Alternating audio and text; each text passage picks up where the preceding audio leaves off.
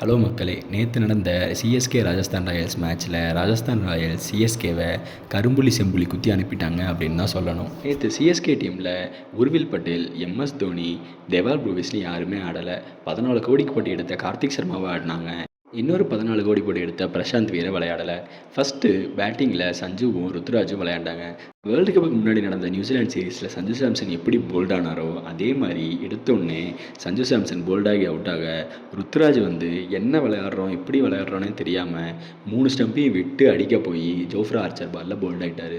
சரி, இதுக்கு அடுத்து ஆயுஷ் மாத்திரையாவது ஆடுவார்னு பார்த்தா ஆயுஷ் மாத்திரை டக் அவுட் ஆகி வெளியே போக அதுக்கு அடுத்து மேட்ச் ஷார்ட்டும் 2 ரனுக்கு அவுட் ஆகிட்டார். இதனால் என்னாச்சு அப்படின்னா, பேட்டிங் பண்ணுற டீம் எப்போவுமே ஒரு எக்ஸ்ட்ரா பேட்ஸ்மேனோட விளையாடுவாங்க. அப்படி இருக்கும்போது இன்னொரு எக்ஸ்ட்ரா பேட்ஸ்மேனாக சர்ஃப்ராஸ் கானை உள்ளே கொண்டு சிஎஸ்கே விளையாட வேண்டிய நிலைமை ஆயிடுச்சு.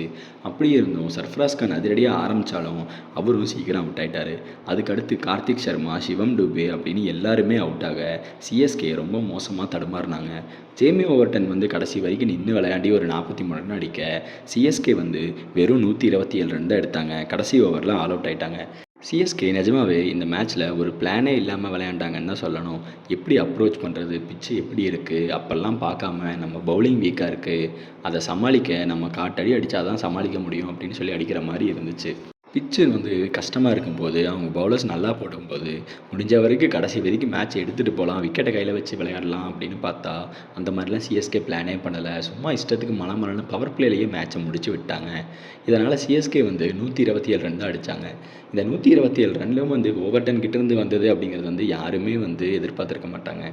127 ரன்னை சேஸ் பண்ண ஆரம்பித்த ராஜஸ்தான் ராயல்ஸ் வைபவ் சூரியவன்ஷி 15 பாலில் 50 அடித்து மேட்சை அங்கேயே முடிச்சிட்டாரு. அதுக்கடுத்து எஸ்எஸ்வி ஜெய்ஸ்வால் கடைசி வரைக்கும் அவுட் ஆகாமல் இருந்து அவர் ஒரு 38 ரன் அடிச்சிருந்தார்.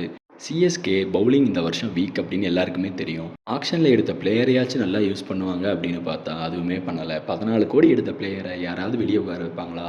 இவங்க உட்கார வச்சாங்க. டீமும் கரெக்டாக இல்லை. சின்ன பையன் 15 வயசு பையன் சுற்றி அடித்தான், எகிரி அடித்தான்னு தான் சொல்லணும். சிஎஸ்கே இந்த மாதிரி இருந்துச்சுன்னா இதுக்கப்புறம் கஷ்டம்தான்.